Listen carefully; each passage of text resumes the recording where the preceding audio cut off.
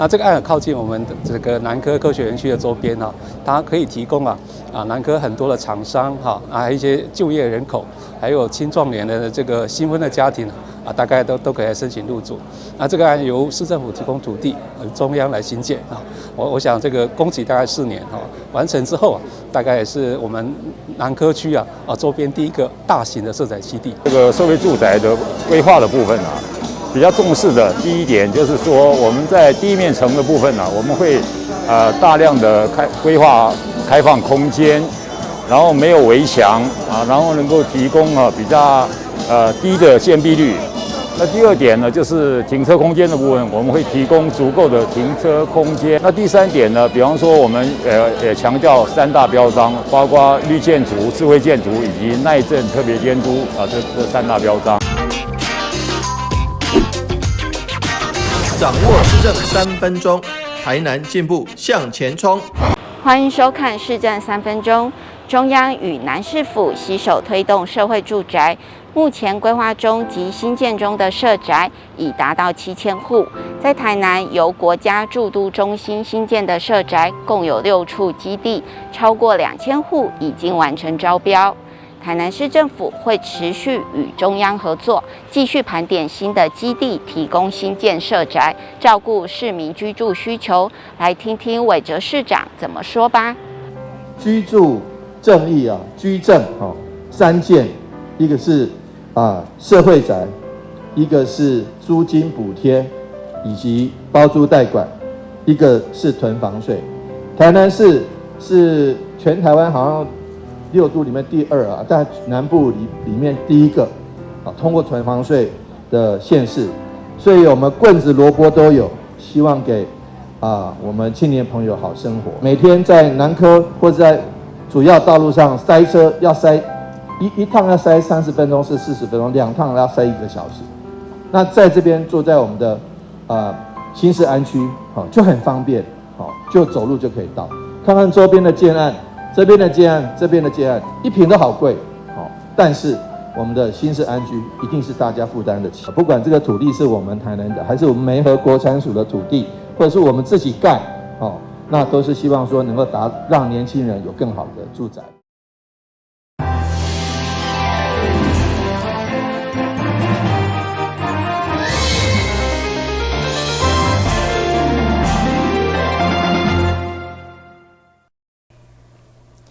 你好，是顾家，欢迎收看中嘉台南电视新闻。下面有一连串的新闻报道，带大家做回来关心。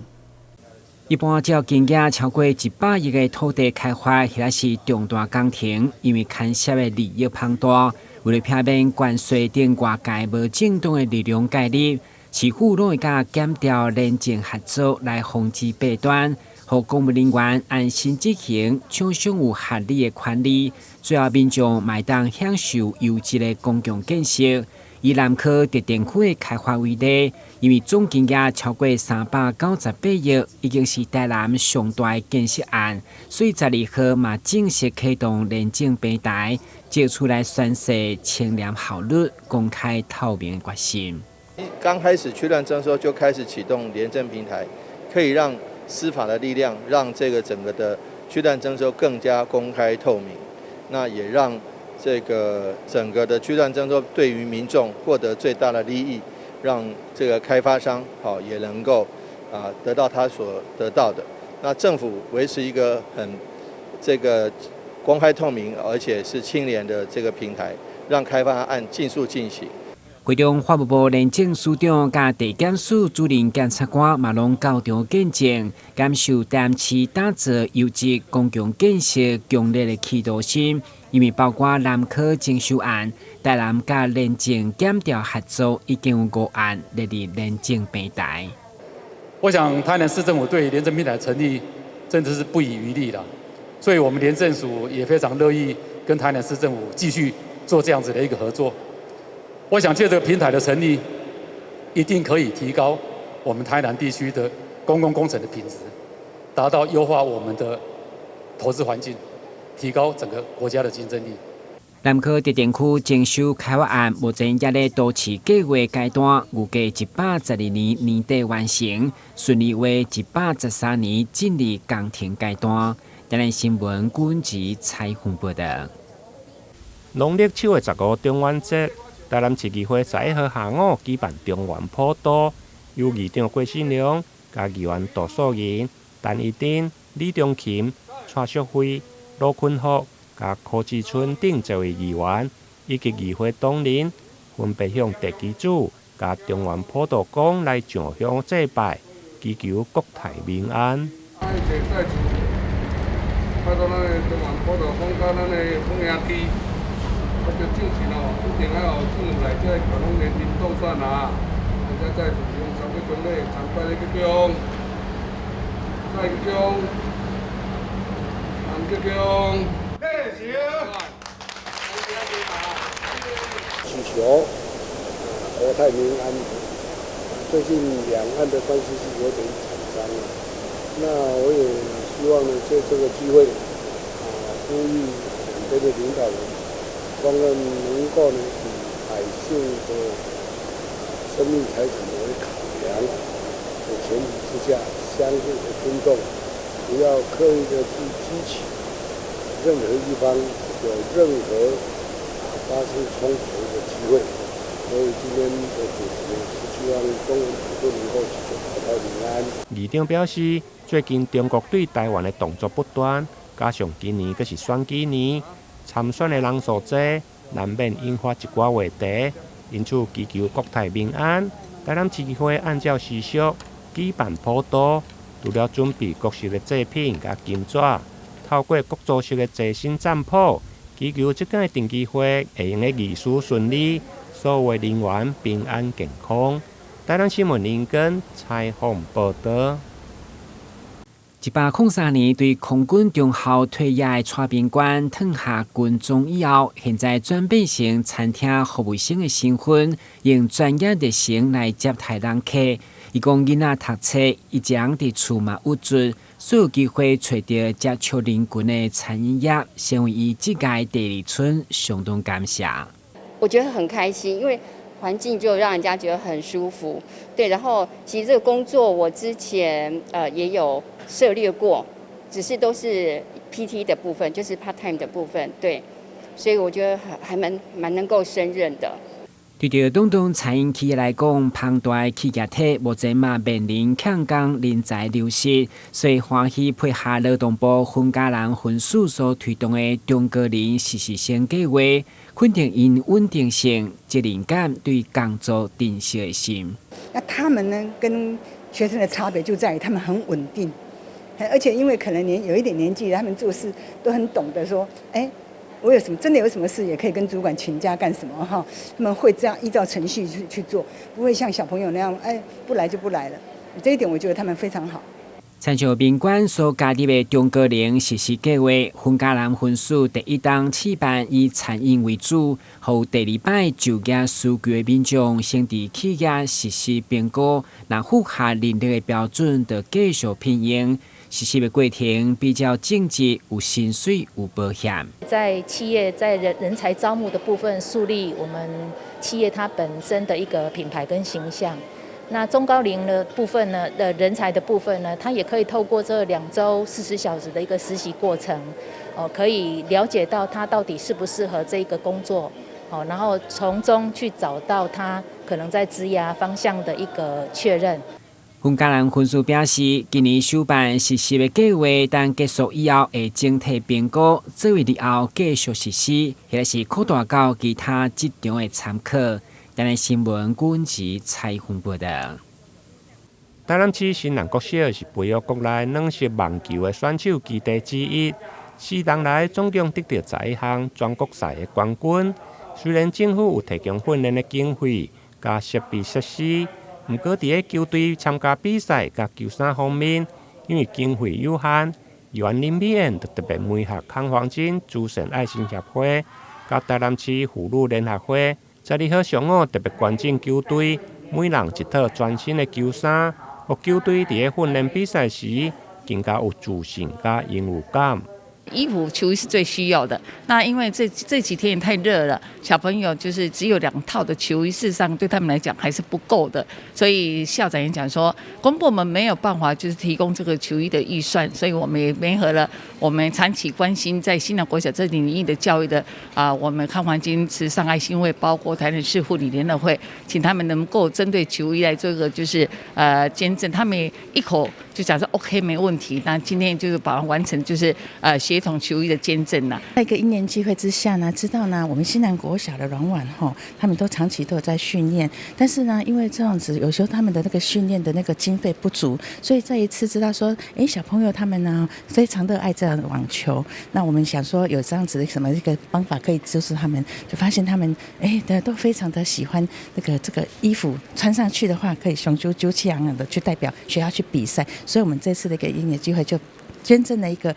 25套的一个衣服，那希望他们能够穿着这个衣服，然后出去比赛的话再创佳绩。今年呢，刚好前几天在一个家庭访问的一个场合，那谈到学校球队主训的一个，每人也很关心我们还有欠缺什么。那我想我们在训练的器材都由台南市政府有足够的经费给我们补助，唯一欠缺的就是选手的服装，因为每次比赛大概一天都要打个3-4场，所以我们学生如果只有原来我们学校准备了2套衣服，其实是真的不够了。那每人也很协助、很关心，那给我们争取这样的一个资源。那也感谢他，那也感谢其他的团体给我们这样一个资助。那学校会本于发展学校特色的一个立场，我们会持续在软网的方面去深耕，让孩子有发展他一个潜能的一个机会。那为我们台南市争取最高的一个荣誉。校长魏婉能表示，软式网球是新南国小的发展重点。目前伫个亚运的国手都有3位是新南国小毕业，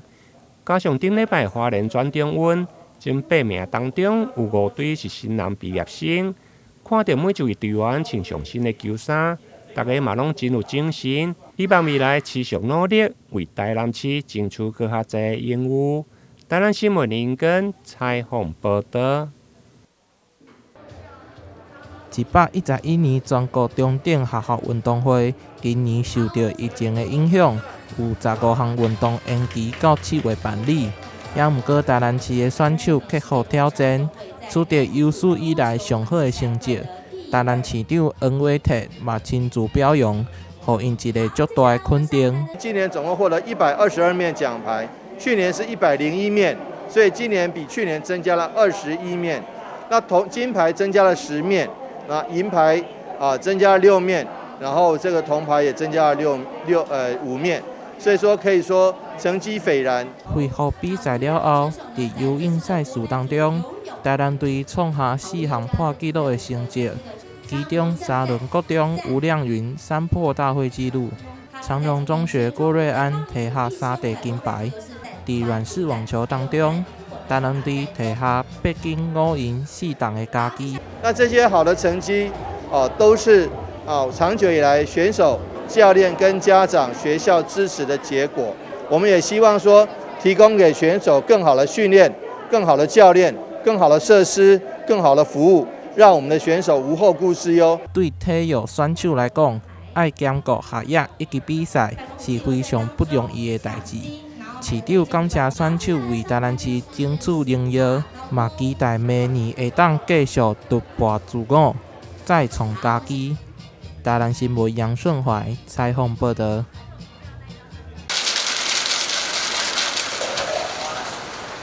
就有在喝手摇，那就是这一间比较干净，而且卫生，几乎每天都会来。这间坚持天然鲜果汁与台湾好茶结合的饮料店，不是知名品牌，却累积了一批始终顾客。其中最吸引人的就是这杯有独特色彩的创意饮品，从鲜艳的紫色与些微的层次感，就能感受独特的风味。紫色魅力就是用我们台湾巨峰葡萄原汁，我们自己熬煮的台湾巨峰葡萄绿茶当基底，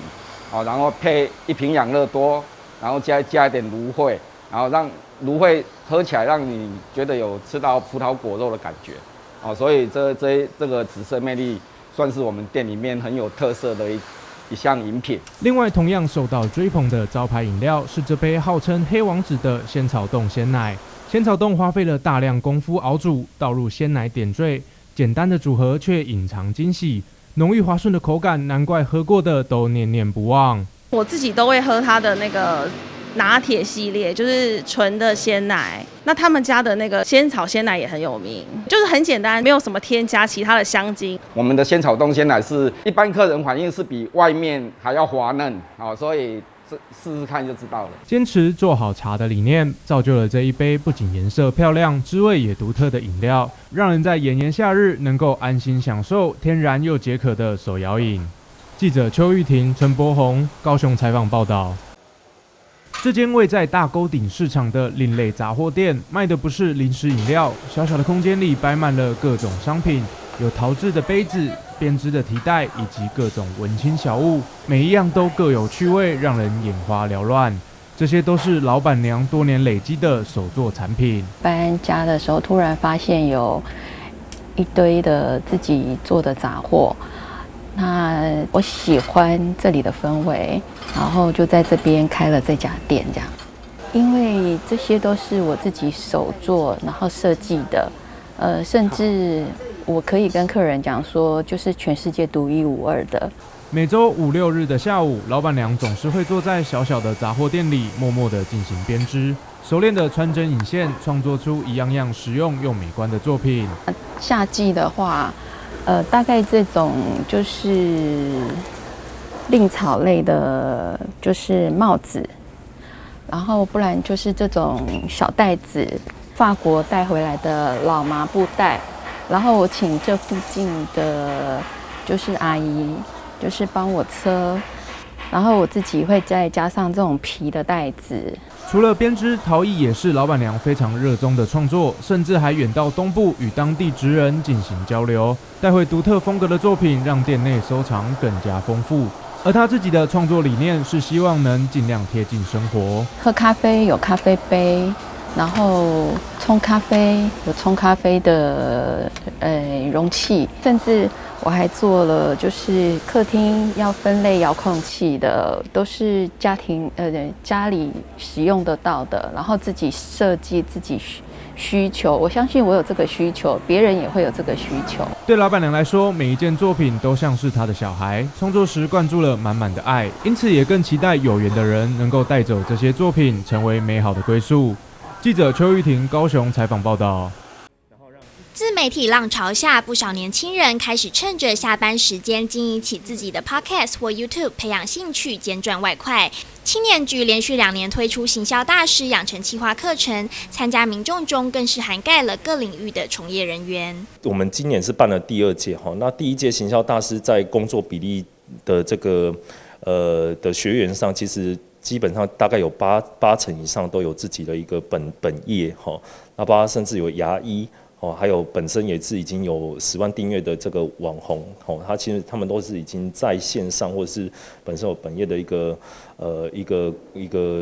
人员这样子哈。掌握媒体等于掌握潮流，对于自媒体的运用能力也成了许多行销企划职缺在求才时相当看重的部分。那我们今年特别办这个行销计划以外，我们也会来对接到职场就是说。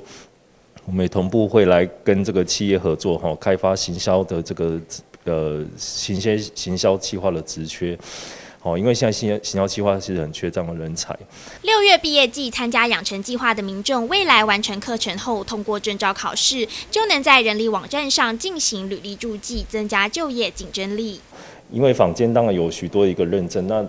但还没有这样